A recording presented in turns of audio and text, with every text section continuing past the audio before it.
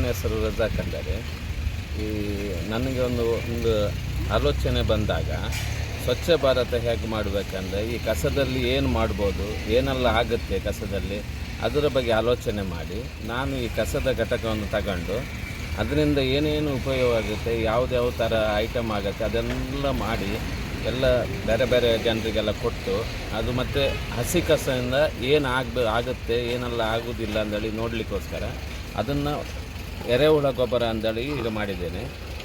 ಅದರಲ್ಲೂ ಸಕ್ಸಸ್ ಆಗಿದೆ ನಮಗೆ. ಎರೆಹುಳ ಗೊಬ್ಬರಲ್ಲಿ ಇದೆ. ಇದರಲ್ಲಿ ಅತಿ ದುಡ್ಡು ಮಾಡುವ ಉದ್ದೇಶದಲ್ಲಿ ನಾವು ಮಾಡಿದ್ದಲ್ಲ, ಜನರಿಗೆ ಒಂದು ಸ್ವಚ್ಛ ಭಾರತ ಮಾಡುವ ಅಂದಲ್ಲಿ ಈ ಸ್ವಚ್ಛತೆಯನ್ನು ಕಾಪಾಡಬೇಕು. ಆದರೂ ಕೆಲವು ಜನರಿಗೆ ಅದು ಅರ್ಥ ಆಗೋದಿಲ್ಲ. ಈ ರೋಡ್ ಸೈಡ್ ಬಿಸಾಡ್ತಾ ಇದ್ದಾರೆ. ಈಗ ನಮ್ಮ ಮನೆಯಲ್ಲೇ ಹೇಗೆ ಸ್ವಚ್ಛ ಇಡ್ತೇವೆ ಹಾಗೆ ನಮ್ಮ ಊರನ್ನು ಸ್ವಚ್ಛ ಇಡುವ ಅಂದೇಳಿ ನಮ್ಮ ಒಂದು ಆಲೋಚನೆಯಲ್ಲಿ ಈ ಉದ್ಯೋಗವನ್ನು ಮಾಡ್ತಾಯಿದ್ದೇವೆ. ಅಲ್ಲಿ ಮೈನ್ ಅಂದರೆ ನಾವು ಈಗ ಎರೆಹುಳ ಗೊಬ್ಬರ ಮಾಡ್ತಾಯಿದ್ರೆ ಅದು ಸಾರ್ವಜನಿಕ ಹೂಗಿಗೆ, ಈ ತೋಟಗಾರಿಕೆಗೆ ಅದು ಒಳ್ಳೆ ಗೊಬ್ಬರ. ಅದನ್ನು ನಾವು ಈಗ ಸ್ಟಾರ್ಟ್ ಮಾಡಿದೆ, ಸಕ್ಸಸ್ ಆಗಿದೆ. ಅದು ಈಗ ಇನ್ನು ಮುಂದೆ ಇನ್ನೂ ಹೆಚ್ಚಾಗಿ ಇಂಪ್ರೂವ್ಮೆಂಟ್ ಮಾಡುವ ಅಂದೇಳಿ ನಾವು ಉಂಟು. ಈಗ ಮನೆಗೆ ಎಲ್ಲ ಮನೆಗೆ ಹೋಗುವಂಥ ವಾಹನವೇ ಹಾಕಿದ್ದೇವೆ. 7 ವಾಹನ ಉಂಟು, ಎಸ್ ಗಾಡಿ. ಎಲ್ಲ ವಾಹನಗಳಿಗೆ 3 ಜನ ಅಂದೇಳಿ ಹಾಕಿ ಒಬ್ಬ ಡ್ರೈವರು 2 ಹೆಲ್ಪರನ್ನು ಹಾಕಿದ್ದೇವೆ. ಎಲ್ಲ ಮನೆ ಹೋಗ್ತಾ ಕಸ ಬರ್ತಾಯಿದೆ. ಬ್ರಹ್ಮರ ಚಾಂತರ ಇದಕ್ಕೆ 3 ಗಾಡಿ ಹಾಕಿದೆ. ಒಂದು ಪೇಟೆ ಲೈನಿಗೆ ಡೈಲಿ ಯಾವುದೇ ಕಸ ಇರಬಾರ್ದು ಅಂದೇಳಿ ಪೇಟೆ ಲೈನಿಗೆ ಡೈಲಿ ಕಸ ತಗೋಗ್ತೇವೆ. ಮತ್ತು ಫ್ಲ್ಯಾಟು ಮನೆಗಳಿಗೆ ಎಲ್ಲ ಬದಿಗೂ ಗಾಡಿಗಳ ಸರಬರಾಜು ಉಂಟು ಮಾಡಬೇಕು. ಯಾಕಂದರೆ ರೋಡ್ ಸೈಡು ಅಲ್ಲಿ ಇಲ್ಲಿ ಬಿಸಾಡೋಕ್ಕಿಂತ ಈ ಗಾಡಿ ಬರ್ತದೆ, ನೀವು ಅದಕ್ಕೆ ಕೊಡಿ. ನಿಮ್ಗೆ ಅದು ಕೊಡಲಿಕ್ಕೆ ಆಗೋದಿಲ್ಲ ಅಂದರೆ ನಮ್ಮ ಘಟಕಗಳಿಗೆ ಮುಡಿಸಿ ಅದನ್ನು.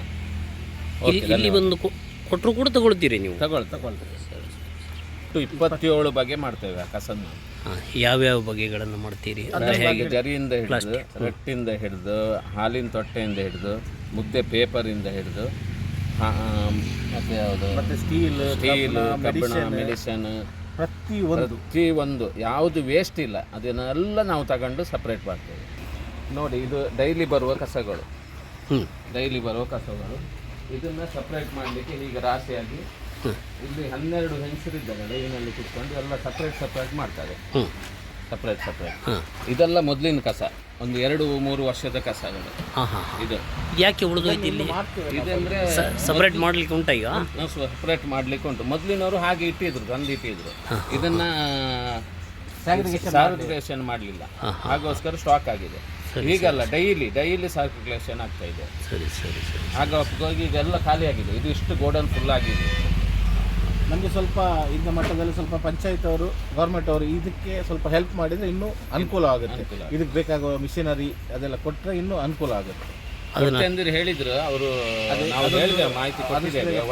ಒನ್ಸೆಯಲ್ಲಿ ಮಿಷನ್ ಉಂಟು, ಬೆಲ್ಟಿಂಗ್ ಸಿಸ್ಟಮ್. ಅದು ನಾವು ಪಂಚಾಯತಿಯಲ್ಲಿ ಮನವಿ ಕೊಟ್ಟಿದ್ದೇವೆ. ಅವರು ಮಾಡಿಕೊಡ್ತೇವೆ ಅಂತ ಹೇಳಿದ್ದಾರೆ. ಮಾಡು ಮತ್ತು ಅದನ್ನು ಆ ಮೆಷಿನರಿಗಳು ಬಂದರೆ ಇನ್ನಷ್ಟು ನಿಮ್ಗೆ ಅನುಕೂಲ ಆಗುತ್ತೆ, ಫಾಸ್ಟ್ ಆಗುತ್ತೆ. ಆದ್ದರಿಂದ ಅದು ನಿಮಗೆ ಆದಷ್ಟು ಬೇಗ ಕೊಡಬೇಕು ಅಂತೇಳಿ ನೀವು ವಿನಂತಿ ನಿಮ್ಮದು.